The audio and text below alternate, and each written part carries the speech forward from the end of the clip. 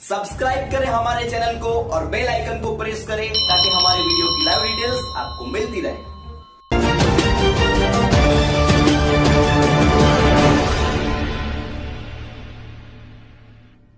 नमस्कार, वॉक्स न्यूज में आपका स्वागत है। मैं इंद्रजीत हाजिर हूं एक ब्रेकिंग न्यूज के साथ। गुजरात के मध्याह्न भोजन के सारे कार्यकर्ता आज गांधीनगर सेक्टर 6 में इकट्ठा हुए हैं, क्योंकि वो लोग कई सालों से, वर्षों से वो लोग एक ही पगार में, एक ही तनख्वाह के अंदर काम कर रहे हैं, लेकिन उनकी तनख्वाह के अंदर बढ़ोतरी नहीं हुई है। तो सारे गुजरात के मध्याह्न भोजन के कार्यकर्ता की ये मांग है कि जब तक उन लोगों को पगार फिक्स नहीं किया जाएगा, तनख्वाह उनकी फिक्स नहीं की जाएंगी, उनकी जॉब की कोई गारंटी नहीं फिक्स की जाएंगी, वहां तक वो लोग गांधीनगर सेक्टर 6 के पर जो बैठे हुए हैं, आंदोलन कर रहे हैं, वहां से वो लोग नहीं उठेंगे।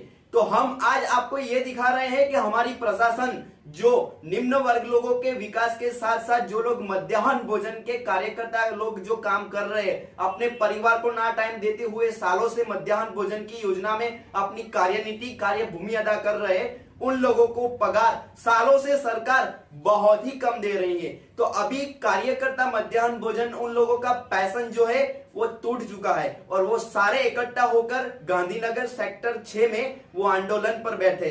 देखते हैं कि ये सत्य का जो सत्याग्रह है उनको प्रशासन, हमारी सरकार कितना न्याय देती है। तो सभी लोगों को आज जो दर्शन कराने जा रहा हूं वो दर्शन है मध्याह्न भोजन के कार्यकर्ताओं का दुख, यानी उनकी जो वेदना है वो उनकी वेदना को सपोर्ट करते हुए आप इस वीडियो को शेयर करें और सरकार तक पहुंचाइए, ताकि मध्याह्न भोजन के कार्यकर्ता सालों से अपने परिवार को ना टाइम देते हुए वो लोग सरकार की जो योजना है मध्याह्न भोजन योजना, उनको टाइम दे रहे। तो उनकी पगार में बढ़ोतरी होनी चाहिए, तनख्वाह बढ़नी चाहिए और उनकी जॉब सिक्योरिटी के तहत उनको परमानेंट किया जाए। यही मैसेज है पूरे सेक्टर 6 में इकट्ठा हुए गुजरात के मध्याह्न भोजन योजना के सारे कार्यकर्ता। तो सारे दोस्तों, ये पूरी जो घटना है वहां पे हो रही है, उनको मैं आपको लाइव दर्शन कराऊं। तो चलिए देखते हैं कि मध्याह्न भोजन योजना के कार्यकर्ताओं का रोष सरकार के प्रति क्या है। અને વધારામાં કાયમી માટે મુશ્કેલી રૂપ અમારા જેવા માણસો પણ અહીંયા આવ્યા એટલે તાત્કાલિક પહોંચી જશે। પણ હર હંમેશા અમે મુદ્દાલક્ષી વાત કરીએ છીએ। અમને વખોડતા આવડે છે તો અમને વખાણ કરતા પણ આવડે છે,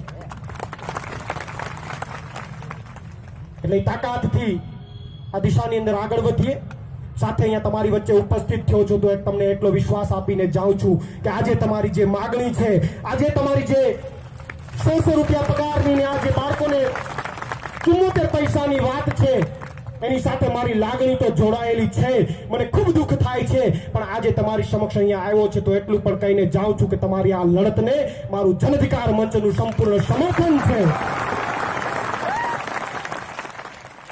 ગુજરાતની અંદર કોઈ પણ જગ્યાએ તમારો પ્રોગ્રામ હોય, ક્યાંય પણ મદદની જરૂરિયાત હોય, અમારા સંગઠનની મદદની જરૂરિયાત હોય, ત્યારે 100% ખંભેથી ખંભો મિલાવીને અમે તમારી સાથે ઉભા રહીશું। અને સાહેબ, આવનારા સમયની અંદર કદાચ કોઈ મજબૂત લડત કરવાની પણ પરિસ્થિતિ ઊભી થાય તો પણ કેજો, અમારી તૈયારી છે। કારણ કે આપણને કોઈના બાપની શાળા મારી નથી, કારણ કે આપણું કોઈનું અનાજ લીધું નથી, આપણે કોઈનું ખાવું નથી, આપણે ફક્ત ને ફક્ત શોષિતોના અવાજ માટે સરકાર સુધી વાત પહોંચાડવી છે, પીડિતોના અવાજની વાત સરકાર સુધી પહોંચાડવી છે।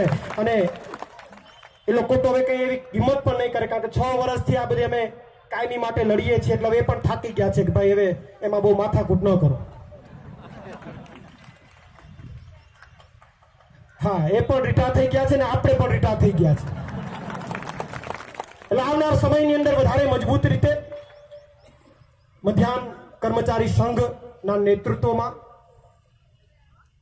એ જે દિશા આપે, દિશાની અંદર તમામ કર્મચારીઓ ભેગા થાય અને ક્યાંક ને ક્યાંક એક સાચી વાત તમારી સમક્ષ મૂકી દઉં કે આમ તો કર્મચારીઓની સામે ક્યાંક ને ક્યાંક ઝૂકવું જ પડે છે, કારણ કે હમણાં ઘણા બધા કર્મચારીઓના સિલસિલા ચાલુ થયા, પણ ક્યાંક તૂટતી કડી આપણી હોય તો સંગઠનમાં ક્યાંક ને ક્યાંક આપણે તૂટીએ છીએ।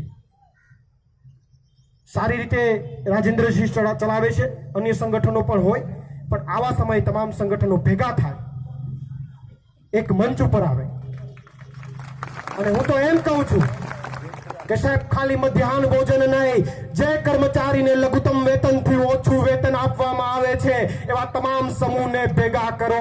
સાહેબ એક દિવસ ન થાય તમારી માંગણીઓને સ્વીકારતા, અને કરવા માટે ક્યાંક અને ક્યાંક બધાએ ત્યાગ કરવો પડે. અને તમારે તો કર્મચારી વર્ગ છે, તમારે ક્યાં રાજકારણ રમવા જવાની છે?